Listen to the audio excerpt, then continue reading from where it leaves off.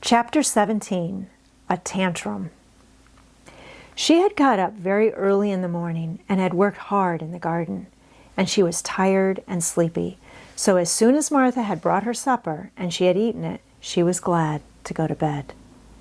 As she laid her head on the pillow, she murmured to herself, "I'll go out before breakfast and work with Dickon, and then afterwards, I believe, I'll go to see him."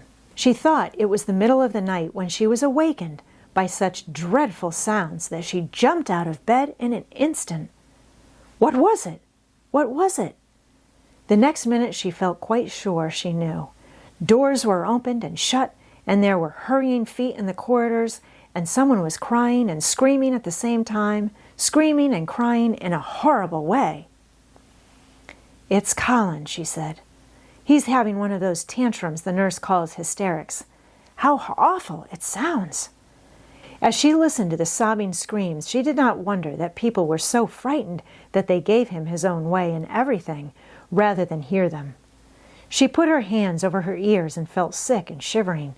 "I don't know what to do. I don't know what to do," she kept saying. "I can't bear it." Once she wondered if he would stop if she dared go to him, and then she remembered how he had driven her out of the room and thought that perhaps the sight of her might make him worse. Even when she pressed her hands more tightly over her ears, she could not keep the awful sounds out.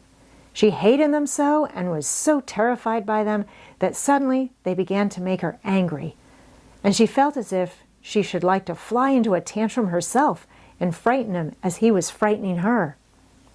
She was not used to anyone's temper but her own. She took her hands from her ears and sprang up and stamped her foot. "He ought to be stopped. Somebody ought to make him stop. Somebody ought to beat him," she cried out. Just then she heard feet almost running down the corridor, and her door opened and the nurse came in.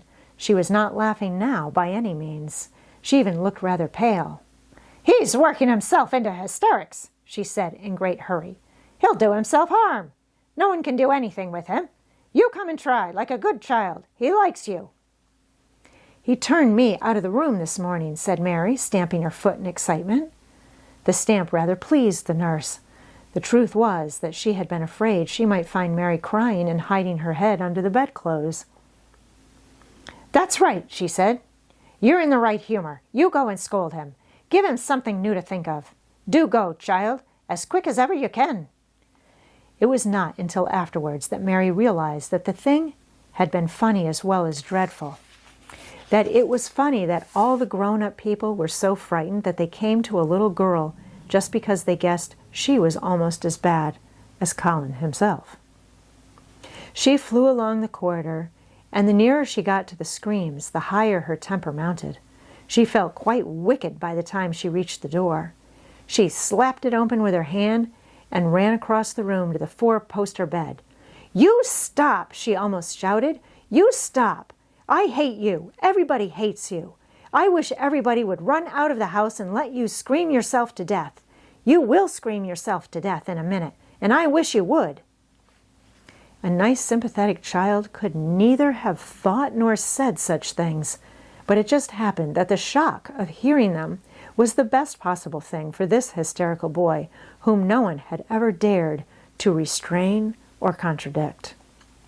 He had been lying on his face, beating his pillow with his hands, and he actually almost jumped around. He turned so quickly at the sound of the furious little voice. His face looked dreadful, white and red and swollen, and he was gasping and choking, but savage little Mary did not care an atom. "If you scream another scream," she said, "I'll scream too. And I can scream louder than you can, and I'll frighten you. I'll frighten you." He actually had stopped screaming because she had startled him so. The scream which had been coming almost choked him. The tears were streaming down his face, and he shook all over. "I can't stop," he gasped and sobbed. "I can't! I can't!" "You can!" shouted Mary. "Half that ails you is hysterics and temper. Just hysterics, hysterics, hysterics!" And she stamped each time she said it. "I felt the lump. I felt it," choked out Colin. "I knew I should. I shall have a hunch on my back, and then I shall die." And he began to writhe again and turned on his face and sobbed and wailed, but he didn't scream. You didn't feel a lump, contradicted Mary fiercely. If you did, it was only a hysterical lump. Hysterics make lumps. There's nothing the matter with your horrid back. Nothing but hysterics. Turn over and let me look at it. She liked the word hysterics and felt somehow as if it had an effect on him. He was probably like herself and had never heard it before. Nurse, she commanded, come here and show me his back this minute. The nurse, Mrs. Medlock, and Martha had been standing huddled together near the door, staring at her, their mouths half open. All three had gasped with fright more than once. The nurse came forward as if she were half afraid. Colin was heaving with great breathless sobs. Perhaps he won't let me, she hesitated in a low voice. Colin heard her, however, and he gasped out between two sobs. Show her! She'll see then! It was a poor thin back to look at when it was bared. Every rib could be counted, and every joint of the spine, though Mistress Mary did not count them as she bent over and examined them, with a solemn, savage little face. She looked so sour and old-fashioned that the nurse turned her head aside to hide the twitching of her mouth. There was just a minute's silence, for even Colin tried to hold his breath, while Mary looked up and down his spine, and down and up as intently as if she had been the great doctor from London. There's not a single lump there, she said at last. There's not a lump as big as a pin, except backbone lumps, and you can only feel them because you're thin. I've got backbone lumps myself, and they used to stick out as much as yours do, until I began to get fatter. And I'm not fat enough yet to hide them. There's not a lump as big as a pin. If you ever say there is again, I shall laugh. No one but Colin himself knew what effect those crossly spoken childish words had on him. If he ever had anyone to talk to about his secret terrors, if he had ever dared to let himself ask questions, if he had had childish companions and had not lain on his back in the huge closed house, breathing an atmosphere heavy with the fears of people who were most of them ignorant and tired of him, he would have found out that most of his fright and illness was created by himself. But he had lain and thought of himself and his aches and weariness for hours and days and months and years. And now that an angry, unsympathetic little girl insisted obstinately that he was not at all as he thought he was, he actually felt as if she might be speaking the truth. I didn't know, ventured the nurse, that he thought he had a lump on his spine. His back is weak because he won't try to sit up. I could have told him there was no lump there. Colin gulped and turned his face a little to look at her. Could you? He said pathetically. Yes, sir. There, said Mary, and she gulped too. Colin turned on his face again, and but for his long-drawn, broken breaths, which were the dying down of his storm of sobbing, he lay still for a minute, though great tears streamed down his face and wet the pillow. Actually, the tears meant that a curious great relief had come to him. Presently he turned and looked at the nurse again, and strangely enough he was not like a Rajah at all as he spoke to her. Do you think I could live to grow up? He said. The nurse was neither clever nor soft-hearted, but she could repeat some of the London doctor's words. You probably will if you will do what you are told to do, and not give way to your temper, and stay out a great deal in the fresh air. Colin's tantrum had passed, and he was weak and worn out with crying, and this perhaps made him feel gentle. He put out his hand a little towards Mary, and I am glad to say that, her own tantrum having passed, she was softened too, and met him halfway with her hand, so that it was a sort of making up. I'll go out with you, Mary, he said. I shan't hate fresh air if we can find... He remembered just in time to stop himself from saying, if we can find the secret garden. And he ended, I shall like to go out with you if Dickon will come and push my chair. I do so want to see Dickon and the fox and the crow. The nurse remade the tumbled bed and shook and straightened the pillows. Then she made Colin a cup of beef tea and gave a cup to Mary, who really was very glad to get it after her excitement. Mrs. Medlock and Martha gladly slipped away, and after everything was neat and calm and in order, the nurse looked as if she would very gladly slip away also.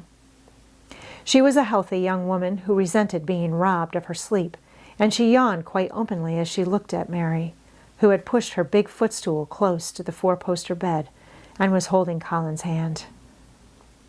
"You must go back and get your sleep out," she said. "He'll drop off after a while if he's not too upset.